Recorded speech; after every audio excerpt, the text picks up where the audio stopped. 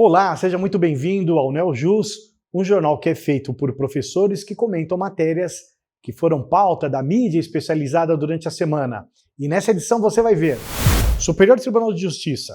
Herdeiro não depende de registro de formal de partilha do imóvel para propor extinção de condomínio. Essa matéria será comentada pelo professor Denis Donoso. Fake news sobre antivacina cresce 131%, aponta a pesquisa. Essa matéria será alvo de comentário da professora Rúbia Maria Ferrão. Juiz suspende visitas de pai por participar de festas clandestinas na pandemia. Essa matéria será comentada pela professora Carla Matucci. Para a terceira turma, bem de família oferecido como calção em contrato de aluguel é impenhorável. Essa matéria será comentada pelo professor Georges Alexandrides. Jogador de futebol pode se opor a trabalhar diante do agravamento da pandemia? O professor Domingos Sávio Zainag comentará esta polêmica. Supremo Tribunal Federal. Legítima defesa da honra é finalmente declarada inconstitucional. Professora Juliana Vieira Saraiva de Medeiros comentará essa notícia.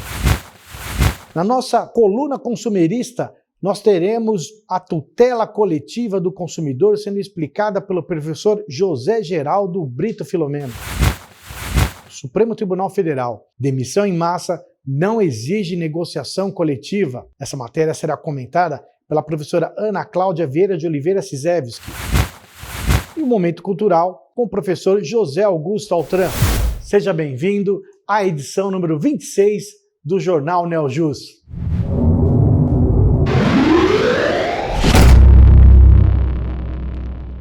Nessa edição não poderíamos deixar de consignar os nossos cumprimentos a elas, as mulheres. O que seria o mundo sem as mulheres? Primeiro, nós não existiríamos.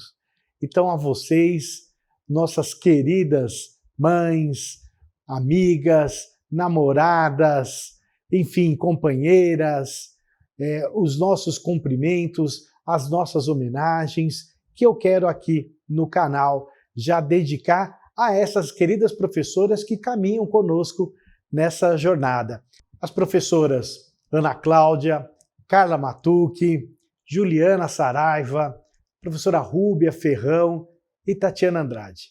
A vocês que são o exemplo maior para nós de profissionalismo, exemplo de mulher, exemplo de garra, os nossos cumprimentos e os votos que estejam sempre mostrando que a mulher pode sim ocupar o seu espaço, fazer a diferença e ocupar ali merecidamente cargos de destaque. Parabéns! O Superior Tribunal de Justiça exarou o entendimento de que não é necessário o registro do formal de partilha para que o herdeiro possa pedir extinção de condomínio.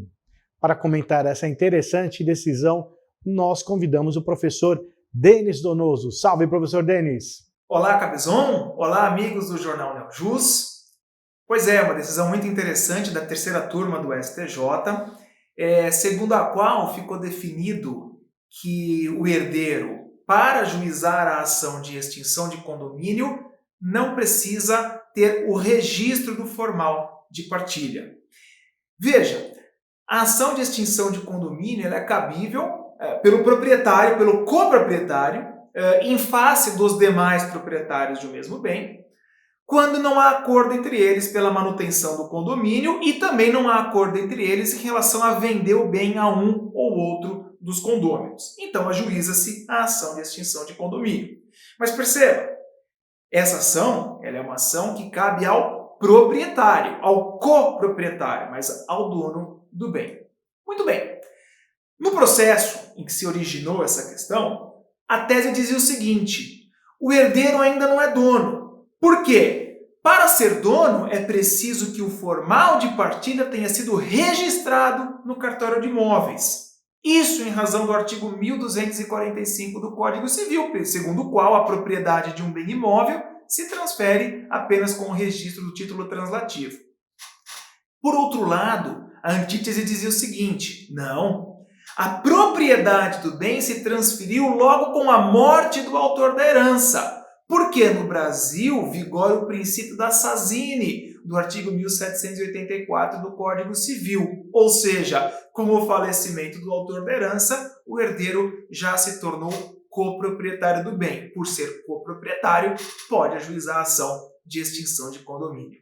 O STJ acabou assumindo essa segunda orientação, entendeu que realmente o herdeiro já é dono do bem imóvel desde a morte do autor da herança, em razão do princípio da Sazine. Ou seja, nesses casos de sucessão hereditária, sucessão causa mortes, a transferência do bem não se dá na forma do artigo 1245, ou seja, com a transcrição do título aquisitivo, mas sim na forma do artigo 1784, ou seja, automaticamente como falecimento do autor da herança. É importante apenas ressalvar no final que o STJ deixou claro que é dispensado o registro do formal de partilha, mas não é dispensado que já tenha ocorrido o formal de partilha, a decisão do inventário devidamente transitada em julgado. Por quê? Até a partilha, diz o artigo 1791, parágrafo único do Código Civil, o acervo hereditário é indivisível. E por ele ser indivisível, não caberia a ação de extinção de condomínio. Como no caso já tinha sido feita a partilha, decidida e transitada em julgado, deixou de haver o óbice do 1791, parágrafo único, havendo a propriedade do bem, copropriedade do bem pelo herdeiro, foi possível o ajuizamento da ação de extinção de condomínio. Um caso muito interessante, uma situação bem bacana e prática para compartilhar com todo mundo aí. Cabezon, muito obrigado. Amigos do Jornal Neojus, muito obrigado e até a próxima. Obrigado, professor. Até a próxima. Fake news sobre antivacina cresce mais de 131%, aponta ali uma pesquisa ligada à Universidade de São Paulo. Para comentar essa matéria absurda, pois estamos em tempo de pandemia, era tempo de união, tempo em que as pessoas deveriam ser mais solidárias, nós convidamos a professora Rúbia Maria Ferrão. Salve, professora Rúbia, seja bem-vinda. E o nosso tema hoje são as fake news, ou como os meios de comunicação preferem dizer, notícias falsas. Porque nós estamos num momento de campanha de vacinação e esse assunto tem sido, infelizmente, utilizado por pessoas para disseminar as fake news, a desinformação. Um estudo realizado apontou que grande parte dessas fake news estão relacionadas a supostos danos e riscos que essas vacinas poderiam trazer.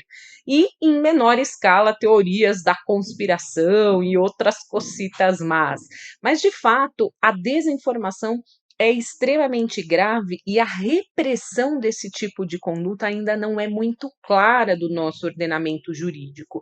Porque para que a gente tivesse uma conduta ilícita, esse conteúdo precisaria violar um direito. Por exemplo, o uso indevido do nome, da imagem de uma pessoa, conteúdos ofensivos que eventualmente podem até se enquadrar ali nos delitos contra a honra ou até mesmo que causasse algum tipo de dano, para que a gente tivesse aí o direito de uma reparação material ou moral ou até mesmo de remover determinados conteúdos.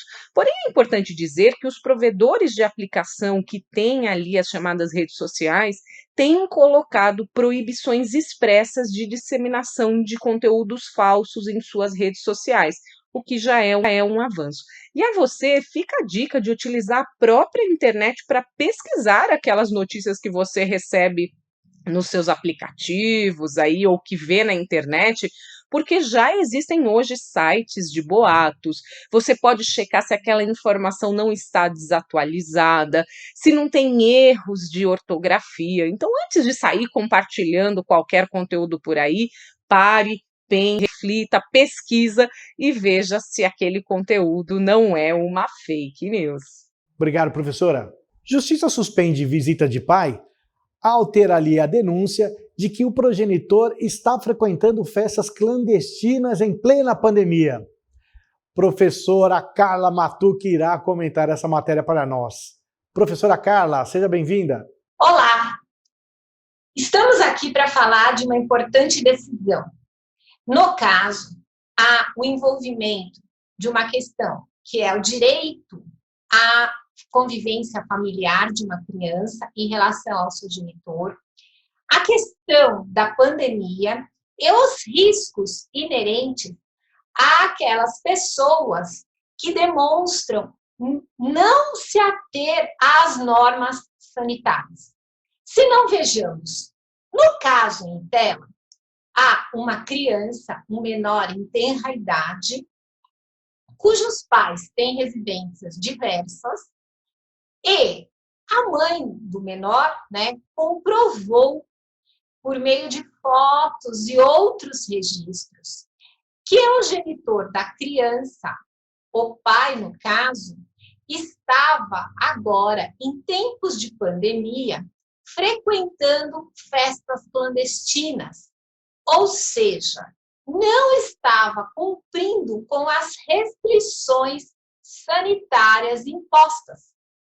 Mais do que isso, não que a criança pudesse vir a contrair o vírus, mas a criança pudesse ser um vetor de transmissão do vírus, uma vez que esta criança reside não só com a genitora, que precisa trabalhar, e que se encontrava em home office, mas também com os avós, a família, né, estendida materna, que tem idade avançada. É uma questão de extrema importância. Por quê?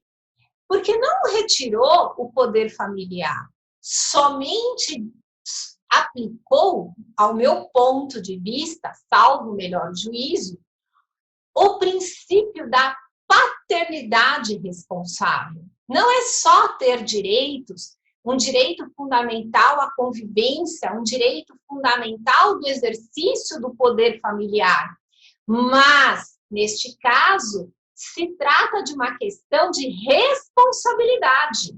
Ou seja, para que você possa exercer esse poder familiar, esse direito fundamental à convivência familiar que se encontra nos diplomas legais, em especial ao Estatuto da Criança e do Adolescente, à Constituição Federal, à questão do Código Civil, você precisa ter responsabilidades. Se fosse o caso de você estar se deslocando a locais por uma obrigação de trabalho, por um cumprimento de uma obrigação, é uma situação, uma circunstância relevante. Mas frequentar festas tidas por clandestinas, descumprindo normas sanitárias e estar se avistando com a criança, colocando em risco, né, toda essa formação, essa conformação familiar, não pode acontecer. É uma decisão de extrema importância, atual, e que vai, ao meu ponto de vista, mais uma vez, fazer parâmetros. Estamos de olho. Obrigado, professora. Para a terceira turma do Superior Tribunal de Justiça, bem de família dado em garantia como calção em contrato de aluguel é impenhorável. Para comentar essa matéria, convido o professor Geórgios Alexandrides. Salve, professor! Pois é, Cabezon, quando nós pensamos numa relação de crédito e débito, sempre é importante pactuar uma garantia. E isso se traduz, por exemplo, no contrato de locação. Existem várias garantias que podem ser ofertadas para as obrigações que o locatário assume perante aquela locação que for estabelecida. E olha só esse caso curioso que chegou até o STJ, decidida pela terceira turma do STJ, na relatoria da ministra Nancy Andrighi. O que acontece? Foi dado em caução para a garantia locatícia um imóvel. E em razão do inadimplemento, o credor locador foi buscar a execução e a expropriação deste bem, através, é claro, do primeiro ato de expropriação, que é a penhora. O proprietário do imóvel, que não era o locatário, ingressou nos autos para defender o fato de que aquele bem era impenhorável por se tratar de bem de família.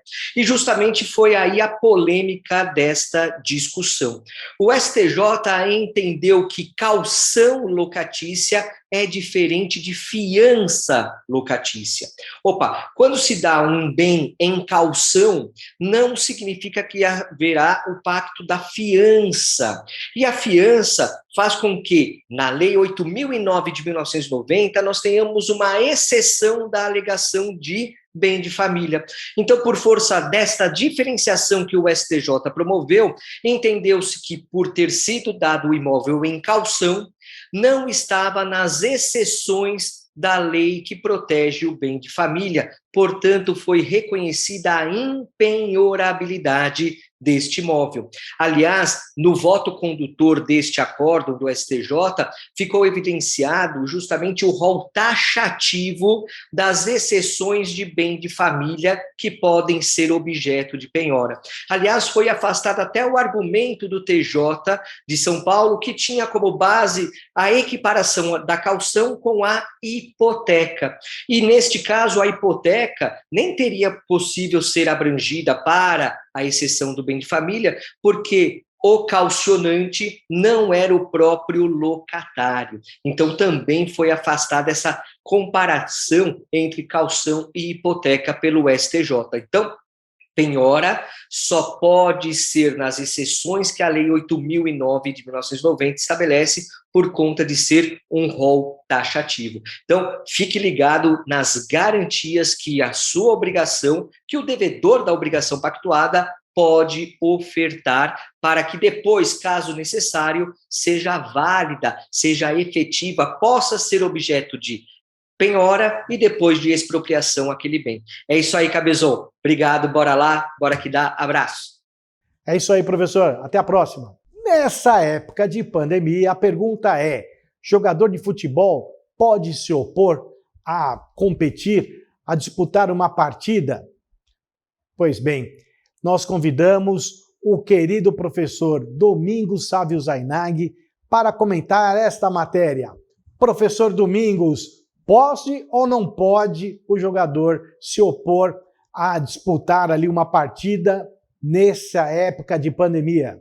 Olá, meu amigo Ricardo Cabezon, amigo do jornal Neo Jus. Bom, essa semana vou comentar essa notícia do direito desportivo mesclado com o direito do trabalho, que são duas áreas que eu me dedico, tanto academicamente quanto aqui no escritório, né? Bom, pois bem, ajeitar aqui o microfone para sair a voz bonitinha, né? Bom, pois bem, esta semana, essa notícia que está no Lê em Campo, do querido amigo Andrei Kampf, traz uma matéria que, no âmbito desportivo, essa semana repercutiu bastante. O técnico Lisca, do América de Minas, falou após uma partida, criticou a CBF, dizendo que os jogos de futebol deveriam ser cancelados nesse período em razão da pandemia. Aí a gente tem alguns probleminhas, né? Aí ele estava indo bem, mas para mim ele deu uma derrapada quando ele disse: olha, se for aqui no Campeonato Mineiro, que a gente vai de ônibus, cidades próximas, não teria problemas, mas sair, digamos, do Sul para ir para Manaus, aí teria problema. Eu discordo, acho que ele estava nervoso, porque o vírus ele não anda só de avião, não, ele é humilde, ele também vai em ônibus, Kombi, Fusca, ir para o interior de Minas ou ir para Manaus. Eu quero crer que até o avião, e eu fiz algumas viagens nesse período, toda a cautela que se toma dentro de um voo é quase 100% de proteção que tem os passageiros. Agora, se o problema é entrar num vestiário, transmitir o vírus ou ser receptor do vírus, levar para casa, para os seus parentes, pouco importa. Então, vamos tentar achar uma saída aqui. Primeiro, os atletas e os técnicos vão querer receber. E clubes da primeira divisão, clubes como o que o técnico em questão trabalha, ganham razoavelmente bem. Não é um trabalhador comum.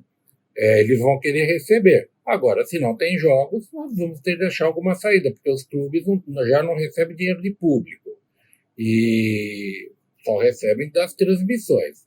e do dinheiro que a CBF passa. Mas vamos pensar no direito do trabalho. É que eu já fui cronista, sou cronista esportivo e já estava levando para o campo esportivo a discussão. Mas vamos para o desportivo, trabalhista desportivo. Bom, eu acho que a situação aqui é a seguinte: se o clube é de uma cidade em que está na fase vermelha, como São Paulo nesta semana, nas 2 próximas semanas, esse clube ele não pode receber um adversário para jogar aqui, porque a cidade, o futebol, não está entre aquelas atividades essenciais permitidas pela legislação que decretou a fase vermelha. Ou seja, o clube de outra cidade pode se negar a vir, no caso aqui do meu exemplo, a São Paulo. E quais os reflexos trabalhistas disso?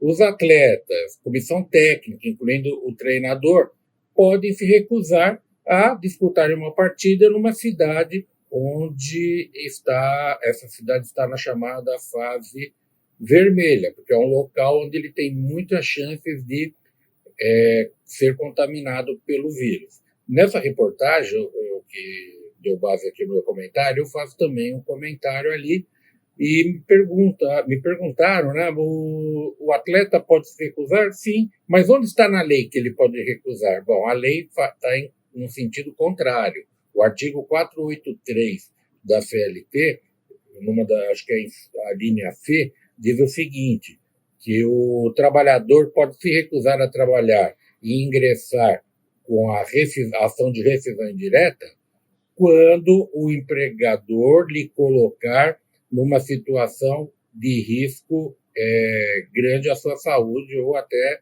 à sua vida. Então, a contrário senso, se esse atleta, ou esse treinador ou o pessoal da comissão técnica, eles podem entrar com uma ação para rescindir o contrato, que é o mais, também vão poder o menos, ou seja, eles podem sim se recusar a jogar numa cidade que está na fase vermelha. Bom, é isso por hoje. Na próxima semana estaremos aqui com mais um comentário, tá bom?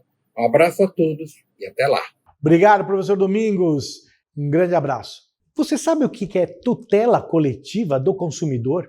O que é o interesse difuso? O que é o interesse coletivo? Pois bem, o professor José Geraldo Brito Filomeno, na sua coluna Consumerista, os porquês, os senões do CDC, vai abordar justamente esse tema, a tutela coletiva do consumidor, e explicar em alguns episódios o que significam, então, esses interesses que são tão importantes, revelam uma conquista suprema de todos os consumidores e que muitos desconhecem. Vamos, então, à nossa coluna.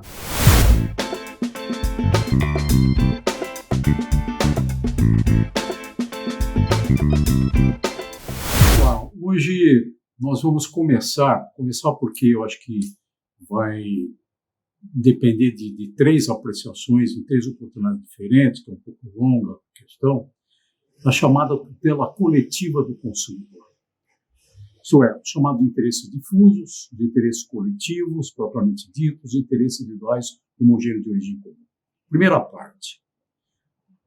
Eu, quando trabalhava no PROCON, eu recebia algumas consultas e alguns problemas e que demandariam, por exemplo, se existisse na ocasião, uma ação civil pública, mas não havia, só havia para o meio ambiente e assim mesmo o meio ambiente natural, de acordo com a Lei 6938 de 1981. E assim mesmo só dando ao Ministério Público o monopólio da ação coletiva para interesse difuso. Só.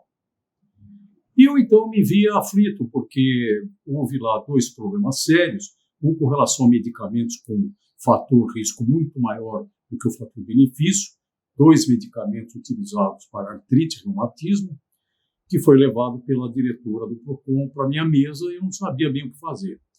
E um outro problema da importação de carne do Uruguai, que se estragou no trajeto na navegação de cabotagem até o Porto de Santos.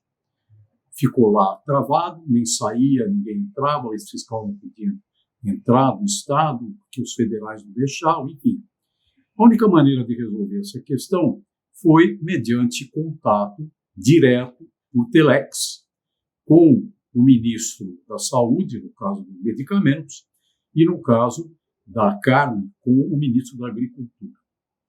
O que eles fizeram? Eles tomaram providência. Eu mandei a preocupação pelo TELEX, do CAEX, que era o Centro de Acompanhamento e Execuções do Ministério Público, que não ficava dentro do PROCON, realmente ficava no prédio do Ministério Público, e, surpreendentemente, era plena ditadura militar, 1984, mas já o seu final, mas o ministro, tanto da Agricultura quanto da Saúde, foram bastante sensíveis e mandaram resolver o problema. No primeiro caso, a análise dos medicamentos para ver se eles poderiam ou não continuar à venda. Um deles teve o seu registro negado, o CASSA.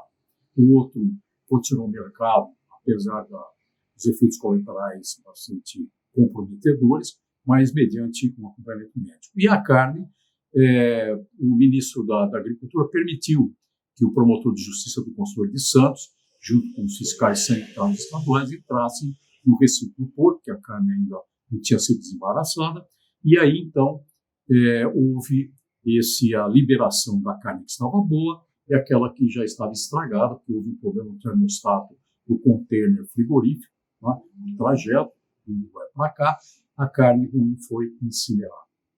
A pergunta, e se não houvesse essa boa vontade das autoridades federais? Não haveria nada. Talvez a carne toda tivesse estragado, a gente teria consumido carne estragada, os medicamentos com fator risco maior do que benefício estariam no mercado, se não houvesse um remédio. Qual foi o remédio? Fica para o segundo capítulo dessa nossa história do porquê sermos o pobre consumidor. Até a próxima. Professor Filomeno, um grande abraço e até a próxima semana com a continuação dessa matéria. Supremo Tribunal Federal declara finalmente que a legítima defesa da honra, que era tão utilizada nos feminicídios, né, quando não existia o feminicídio, ela é inconstitucional. Para falar então da decisão que é mais do que tardia, porém extremamente apropriada e bem-vinda, convidamos a professora Juliana Vieira Saraiva de Medeiros. Salve, salve, professora Juliana! Olá, Cabezon, que alegria estar no Jornal Neljus nessa data tão importante que é o Dia das Mulheres, principalmente comentando uma decisão que, sem dúvida nenhuma, é uma grande conquista para nós mulheres, que foi o julgamento em medida cautelar da ADPF 779 do Distrito Federal, em que o ministro Dias Toffoli reconheceu a inconstitucionalidade da tese da legítima defesa da honra nos crimes de feminicídio. Essa tese vem sendo usada há muitos anos, inclusive existe um julgamento midiático da década de 70, em que Doca Street assassinou sua namorada, sua companheira, Ângela Diniz, e a tese foi justamente a legítima defesa da honra, em que ele estaria transtornado com o rompimento por ser muito apaixonado por ela, e que já que ela não ficaria com ele, não deveria ficar com mais ninguém. Mesmo sendo réu confesso em seu primeiro julgamento, teve uma pena de apenas 2 anos. E daí sim, num segundo julgamento, sua pena foi de 15 anos. Mas a verdade é que, até os dias de hoje, essa tese vem sendo sustentada nos julgamentos dos feminicídios.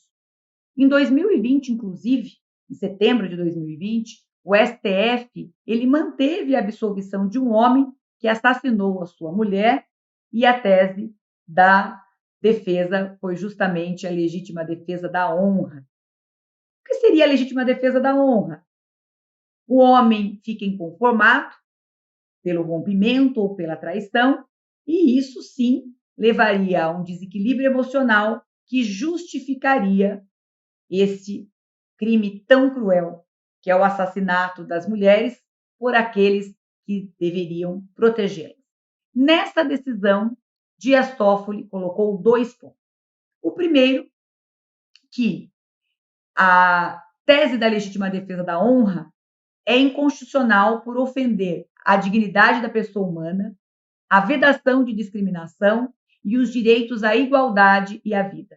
Segundo, caso a tese seja veiculada, direta ou indiretamente, na fase investigatória, processual e, inclusive, no âmbito do tribunal do júri, importará na nulidade da prova do ato processual ou até mesmo dos debates por ocasião da sessão do júri. Então, sem dúvida nenhuma, essa é uma grande conquista, porque a legítima defesa da honra legitimava esses assassinatos cruéis. Quem ama não mata, não existe crime passional. Quem ama não mata, quem ama deve proteger e não matar. Então, sem dúvida nenhuma, esta é uma grande conquista. E aproveitando, Cabezon, eu desejo para todas as mulheres que os seus direitos sejam cada vez mais protegidos e que nós possamos viver numa sociedade igualitária. É este o meu desejo nesta data tão importante. Um forte abraço para todas. Até mais, Cabezon. Obrigado, professora. Um grande abraço. O Supremo Tribunal Federal exarou o entendimento de que demissão em massa de empregados não necessita de negociação coletiva. Essa matéria será comentada pela professora Ana Cláudia Vieira de Oliveira Cizewski. Salve, salve, professora Ana! Olá, Cabezon, tudo bem?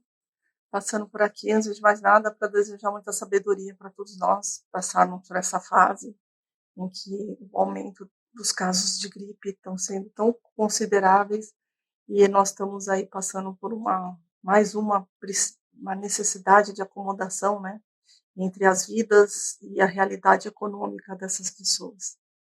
Mas vamos lá, hoje a gente está aqui para comentar uma decisão do ministro Marco Aurélio Mello, do STF, em que, num caso da Embraer, em 2009, teria dispensado 4.200 empregados sem a prévia negociação coletiva.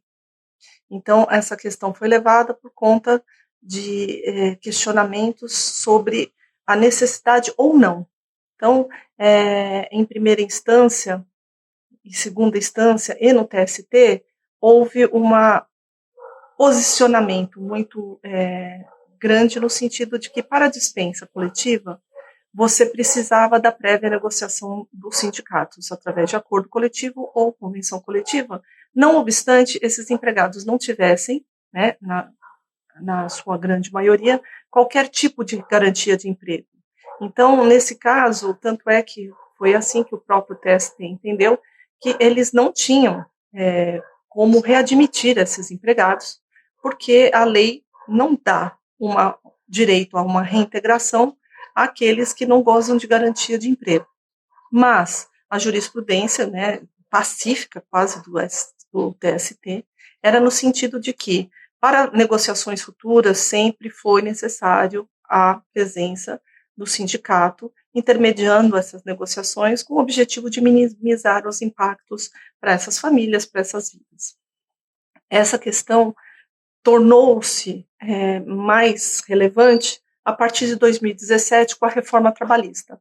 O que me chamou a atenção nesse julgado foi exatamente isso, né, que de um julgado de 2009, o STF entender que não precisaria de negociação coletiva e que, a partir de 2017, com o 477-A, em que expressamente, aí sim, nós temos um texto legal falando que, para dispensas individuais ou coletivas, não há necessidade de negociação coletiva. O que é importante a gente ressaltar é o seguinte, em nenhum momento se fala que não é importante e que o sindicato não deva participar e que o sindicato não pode ser chamado para participar.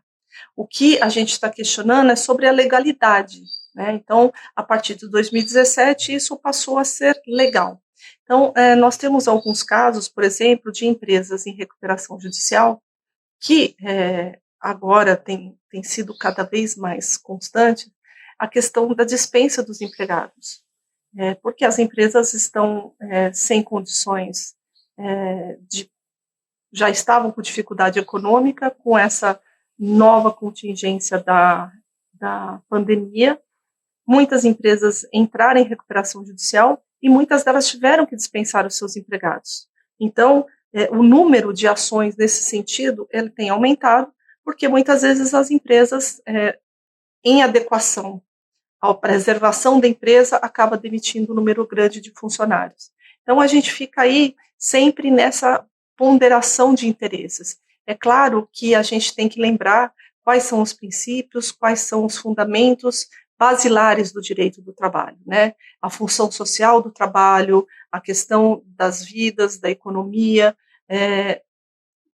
e, por outro lado, a gente também tem que pensar na viabilidade da empresa, a necessidade que essa empresa tem de fazer algumas adequações no sentido de dar continuidade, porque a gente sabe que uma empresa média, grande, até pequena, quando ela quebra, ela leva consigo uma série de consequências muito devastantes para as pessoas que com ela se relacionam, não somente os empregados, mas todas as pessoas no seu entorno, né?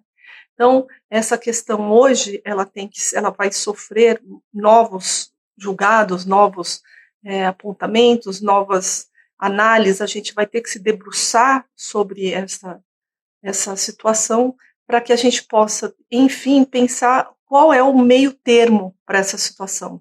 De um lado, os sindicatos não são obrigados e as empresas simplesmente dispensam, e do outro lado, os empregados acabam perdendo, muitos deles, a vida. O que há de se deixar bem claro é que não se trata aqui de dizer que ele pode dispensar inadvertidamente. Essa dispensa tem que trazer consigo a questão do quê? Ela tem que trazer a possibilidade do empregador cumprir com todas as suas obrigações. Pagar as verbas trabalhistas, liberar fundo de desemprego, seguro-desemprego, fundo de garantia, pagar os 40%. Então, a gente está falando de atos de boa-fé, a gente está falando de legalidade. Mas é um caso que chamou muita atenção, porque veio aqui tratar de dispensa anterior mesmo à reforma trabalhista, né? Hoje a gente vai pensar bem como é que vai ficar essa situação no futuro, tá bom? Espero poder ter colaborado. Um abraço. Obrigado, caríssima. Vamos agora para o nosso Momento Cultural com o professor José Augusto Altran. Olá, as dicas de cultura dessa semana ficam, a primeira por conta de um encontro internacional de palhaços que está ocorrendo do dia 1º até o dia 27 de março. Geralmente esse encontro é presencial, ele acontece na cidade de Fernandópolis, no interior de São Paulo. Esse ano, pela questão da pandemia, ele vai ocorrer online, com 320 atrações, e é um evento que merece aí a nossa atenção. O segundo evento é uma peça também online no YouTube, que conta um pouco da vida da Frida Kahlo, né, a pintora mexicana, que além de pintora, é uma das ativistas aí que influenciam hoje o movimento LGBT+, e o movimento feminista, dia 12 e 13 de março. E também o lançamento aí de um novo canal de streaming, que é a Paramount, que é uma associação da Paramount Cinema com a CBS TV. São 5.000 horas de programação, com investimento aí muito grande, 12 bilhões de dólares para o mundo todo, né, chegando aqui no Brasil, com séries clássicas como NCIS, o Twin Peaks, Todo Mundo Odeia o Chris, e filmes clássicos também, como O Poderoso Chefão, a trilogia, e muitas novidades que a Paramount aí lançaria no cinema, mas pela pandemia vai estar lançando aí via streaming, ok? Uma boa diversão e até a semana que vem. Muito obrigado, professor Altran. Grande abraço. Bem, terminando esse jornal, quero agradecer a você pela paciência, pela audiência, convidá-lo a entrar no nosso portal, portalneojus.com.br, que está aí abaixo, para que você tenha conhecimento de outros vídeos, outras matérias, artigos, cursos que nós oferecemos, e também convidá-lo a se inscrever no nosso canal. Não deixe de se inscrever, de dar um like, dar as suas opiniões, pois é fundamental esse retorno para todos nós. Um grande abraço e até a próxima semana.